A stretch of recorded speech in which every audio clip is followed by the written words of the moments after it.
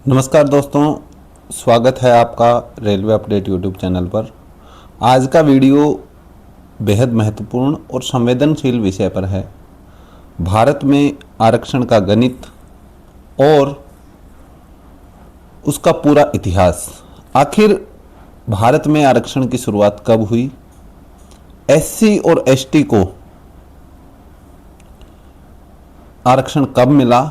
OBC के लिए 27% आरक्षण कब लागू हुआ? मंडल आयोग क्या था?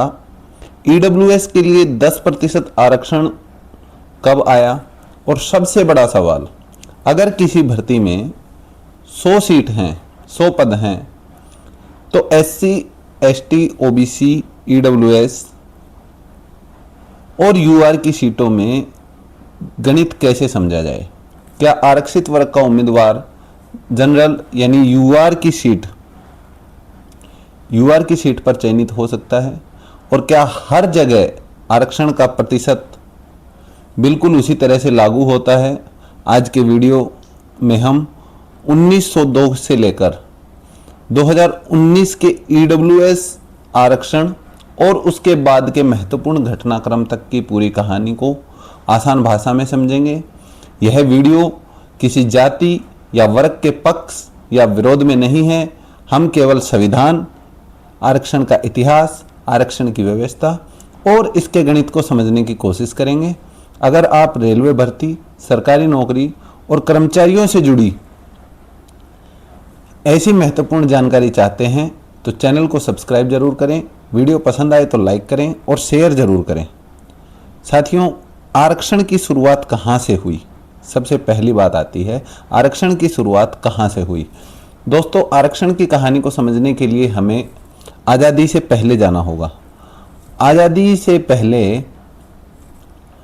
1902 में भारत में सामाजिक और शैक्षणिक रूप से पिछड़े वर्गों को सरकारी नौकरियों और शिक्षा में प्रतिनिधित्व देने की कोशिश अलग अलग रियासतों और प्रांतों में पहले से हो रही थी।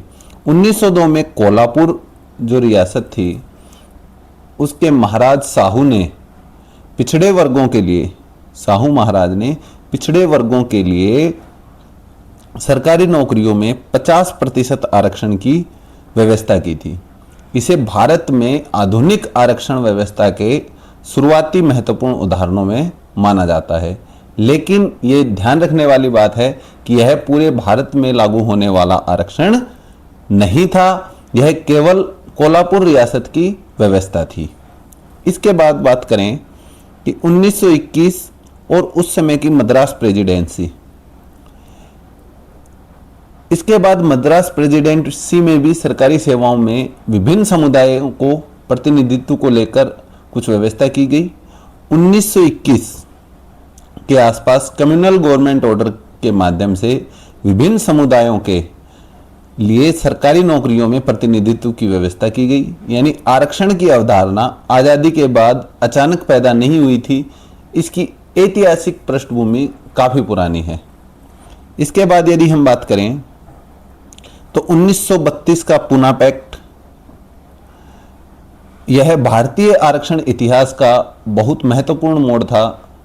ब्रिटिश सरकार के कम्युनल अवार्ड में डिप्रेस्ड क्लास के लिए अलग निर्वाचक मंडल का प्रावधान किया गया था। महात्मा गांधी और डॉक्टर भीमराव अंबेडकर के बीच बातचीत के बाद पूना पैक्ट हुआ। इसके तहत अलग निर्वाचक मंडल के बजाय संयुक्त निर्वाचन मंडल में जो डिप्रेस्ड क्लासेज हैं उनके लिए आरक्षित सीटों की व्यवस्था की गई। यह मुख्य रूप से राजनीतिक प्रतिनिधित्व से संबंधित था। यानी हमें यह समझना होगा कि सरकारी नौकरी का आरक्षण और विधानसभा या लोकसभा की आरक्षित सीटें एक ही चीज नहीं है, दोनों के संवैधानिक आधार और इतिहास अलग अलग हैं। अब 1947 में देश आज़ाद हो गया। 1947 में देश आज़ाद होने के पश्चात 1950 में भारत का संविधान लागू हुआ। ये सबसे महत्वपूर्ण वर्ष था क्योंकि 26 जनवरी 1950 को भारत का संविधान लागू हुआ। संविधान ने सामाजिक न्याय और समान अवसर को महत्वपूर्ण स्थान दिया। अनुच्छेद 15 और अनुच्छेद 16 में समानता तथा विशेष प्रावधानों की व्यवस्था की गई। अनुच्छेद 16 के भाग 4 में राज्य को उन पिछड़े वर्गों के लिए नियुक्ति या पदों में आरक्षण की व्यवस्था करने की अनुमति दी गई जिनका राज्य की राय में सरकारी सेवाओं में पर्याप्त प्रतिनिधित्व नहीं है। पिछड़े वर्गों के लिए राजनीतिक प्रतिनिधित्व की व्यवस्था संविधान के अनुच्छेद 330 और 332 आदि में की गई।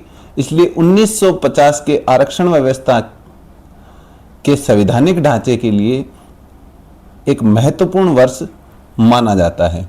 इसके बाद आता है वर्ष 1951 जिसमें पहला संविधान संशोधन किया गया, लेकिन संविधान लागू होने के तुरंत बाद कानूनी और संवैधानिक बहस होने लगी, जिसकी वजह से 1951 में पहला संविधान संशोधन हुआ।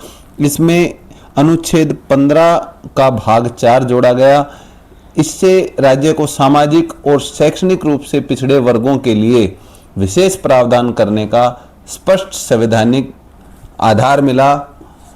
यानी 1950 का संविधान का जो मूल ढांचा है और 1951 का अनुच्छेद 15 का 4 भाग है, उसके जरिए ये विशेष प्रावधान का स्पष्ट आधार दिया गया। यह आरक्षण के संवैधानिक इतिहास का एक महत्वपूर्ण चरण था। इसके बाद यदि हम बात करें तो मंडल आयोग की क्या कहानी है। मंडल आयोग शायद आपने नाम सुना होगा। 1979 में भारत सरकार ने दूसरे पिछड़े वर्ग आयोग को गठित किया जिसके अध्यक्ष थे बीपी मंडल, और इन्हीं के नाम से ये मंडल आयोग बना जिसके अध्यक्ष थे बीपी मंडल। आयोग का उद्देश्य था सामाजिक और शैक्षणिक रूप से पिछड़े वर्गों की स्थिति का अध्ययन करना। 1980 में इस मंडल आयोग ने अपनी रिपोर्ट प्रस्तुत की।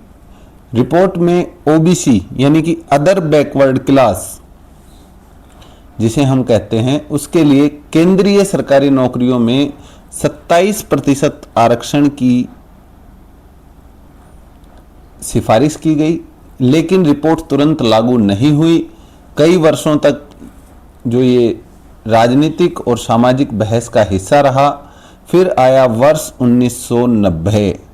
वर्ष 1990 में केंद्र सरकार ने मंडल आयोग की सिफारिशों के आधार पर केंद्रीय सरकारी नौकरियों में ओबीसी के लिए 27% आरक्षण लागू करने की घोषणा की।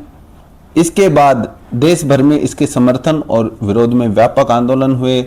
मामला सुप्रीम कोर्ट पहुंचा और फिर आया वर्ष 1992 जिसमें सुप्रीम कोर्ट का इंदिरा सानी जजमेंट आया कि ओबीसी आरक्षण को बरकरार रखा जाएगा। ओबीसी के 27% आरक्षण को बरकरार रखा गया, लेकिन इसके साथ कुछ महत्वपूर्ण शर्तें और सीमाएं निर्धारित की गई।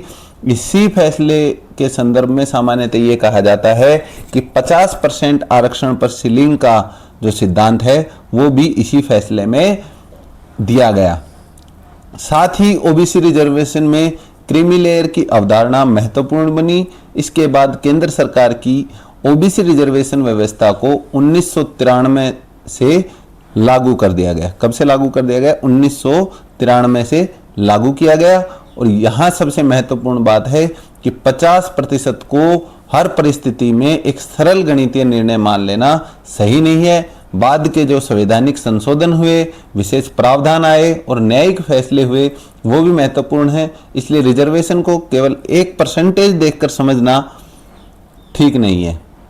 अब इसके बाद आता है वर्ष 2006।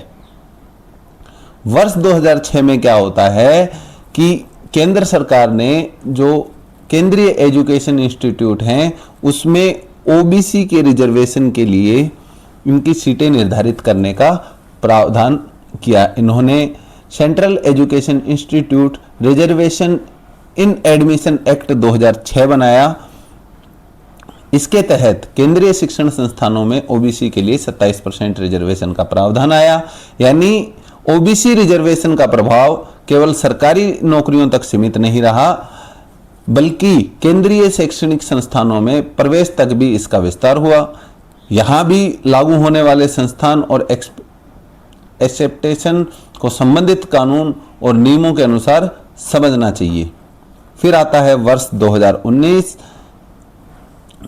जो आधुनिक रिजर्वेशन सिस्टम के एक बड़े बदलाव को जिसे हम कह सकते हैं 103वां संविधान संशोधन किया गया, जिसके माध्यम से आर्थिक रूप से कमजोर वर्ग के लिए ईडब्ल्यूएस यानी कि इकोनॉमिकल वीकर कैंडिडेट जो सेक्शन है उसके लिए ईडब्ल्यूएस जो अधिकतम 10% रिजर्वेशन का आरक्षण का प्रावधान दिया गया।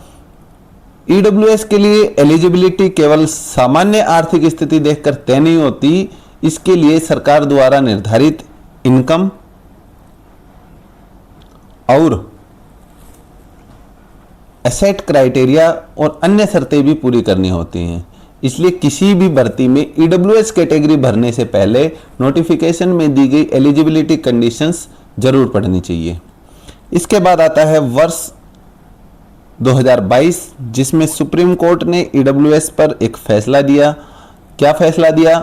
सुप्रीम कोर्ट ने 103वें संविधान संशोधन जो 2019 में ईडब्ल्यूएस जिसके तहत लाया गया था और ईडब्ल्यूएस रिजर्वेशन की संवैधानिक वैधता को चुनौती देने वाली याचिकाओं पर फैसला दिया और बहुमत के फैसले में ईडब्ल्यूएस रिजर्वेशन को संवैधानिक रूप से वैध माना गया 2022 में। इससे भारत की रिजर्वेशन फ्रेमवर्क में ईडब्ल्यूएस एक महत्वपूर्ण कैटेगरी के रूप में स्थापित हुआ। अब समझिए आरक्षण क्या है, आरक्षण का असली गणित क्या है। अब तक तो हमने इतिहास समझा, अब बात करते हैं 100 सीटों पर इसके वर्टिकल रिजर्वेशन की। केंद्रीय सरकारी भर्ती के सामान्य उदाहरण में हम ये देखते हैं कि एससी 15%, एसटी 7.5%, ओबीसी 27% और ईडब्ल्यूएस 10%। लेकिन यहाँ सबसे बड़ी गलती लोग ये करते हैं कि वे सीधे 100 में परसेंटेज लगाकर फाइनल सिलेक्शन लिस्ट मान लेते हैं। वास्तव में रिक्रूटमेंट में क्या होता है कि roster, vacancy position, applicable rules और एडजस्टमेंट जैसी बातें भी महत्वपूर्ण होती हैं। इसलिए 100 वैकेंसीज का हाइपोथेटिकल कैलकुलेशन समझने के लिए परसेंटेज एक स्टार्टिंग पॉइंट है, फाइनल रिक्रूटमेंट या फाइनल रिजल्ट ये नहीं है। अब हम समझते हैं यूआर सीट किसकी हो सकती है। सबसे बड़ा सवाल होता है यूआर सीट किसकी होती है, यानी कि यूआर का मतलब है ओपन कंपटीशन है ये। इसमें काफ़ी लोग ये समझते हैं कि केवल जनरल कैंडिडेट फॉर्म अप्लाई कर सकते हैं, तो केवल जनरल कैंडिडेट इसमें फॉर्म अप्लाई नहीं कर सकते। इसका मतलब ये है कि यदि एससी, एसटी, ओबीसी या किसी अन्य रिजर्व कैटेगरी का कैंडिडेट एप्लीकेबल रूल्स के हिसाब से बिना रिजर्व कैटेगरी रिलैक्सेशन का लाभ लिए ओपन मेरिट में चयनित होता है तो वह ओपन में चयनित हो सकता है। इसलिए यूआर का मतलब केवल जनरल कैंडिडेट्स नहीं है, यूआर का अर्थ है ओपन कंपटीशन। लेकिन यदि किसी कैंडिडेट ने कैटेगरी स्पेसिफिक रिलेशन लिया है तो उसकी एडजस्टमेंट संबंधित रिक्वायरमेंट रूल के अनुसार निर्धारित हो सकती है। यही रिजर्वेशन मैथमेटिक्स की एक बहुत महत्वपूर्ण बात है। इसके बाद हम बात करते हैं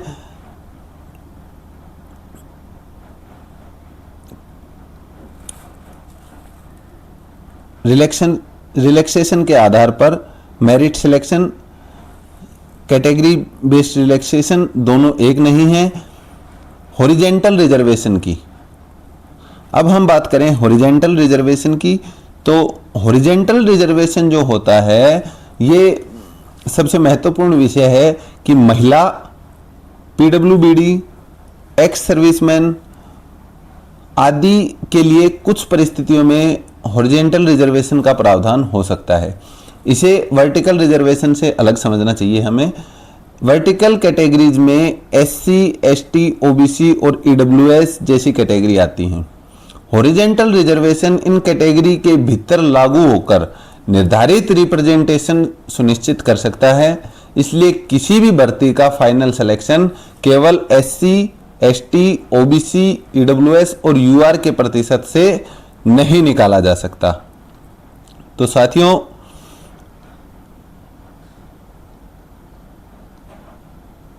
इस वीडियो में हमने क्या देखा? इस वीडियो में हमने आज आरक्षण की पूरी यात्रा को समझा। 1902 में कोल्हापुर के साहू महाराज की व्यवस्था, 1921 मद्रास प्रेसिडेंसी की कम्युनल रिप्रेजेंटेशन व्यवस्था, 1932 का पूना पैक्ट, 1950 में संविधान लागू हुआ, 1951 में अनुच्छेद 15 के 4 का गठन, 1979 के मंडल आयोग, 1980 में मंडल आयोग की रिपोर्ट, 1990 में OBC के 27% रिजर्वेशन की घोषणा, इसके बाद 1992 के इंदिरा साहनी जजमेंट, 1993 का OBC रिजर्वेशन इम्प्लीमेंटेशंस, 2006 के सेंट्रल एजुकेशन इंस्टीट्यूशन में OBC रिजर्वेशन, 2019 में EWS के लिए 10% संवैधानिक प्रावधान और 2022 में सुप्रीम कोर्ट द्वारा EWS रिजर्वेशन की संवैधानिक वैधता को बरकरार करने का कानून। यानी भारत में आरक्षण एक दिन में नहीं बना। जो ये व्यवस्था है आरक्षण की, यह वर्षों पुरानी व्यवस्था है। दशकों से कानूनों, आयोगों और न्यायिक फैसलों के माध्यम से ये विकसित हुई है। और सबसे जरूरी बात, आरक्षण का गणित केवल प्रतिशत का गणित नहीं है। इसको अच्छे से समझना चाहिए। इसके पीछे संविधान, roster, merit, eligibility, relaxation, horizontal reservation और संबंधित भर्ती के नियम भी होते हैं। तो साथियों, ये जानकारी थी आरक्षण के संबंध में। आशा करता हूँ ये वीडियो आपको अच्छी लगी होगी। यदि ये वीडियो पसंद आया हो तो वीडियो को लाइक करें, शेयर करें और रेलवे अपडेट को सब्सक्राइब जरूर करें। मिलता हूँ साथियों आपको अगले वीडियो में। तब तक के लिए जय हिंद, जय भारत।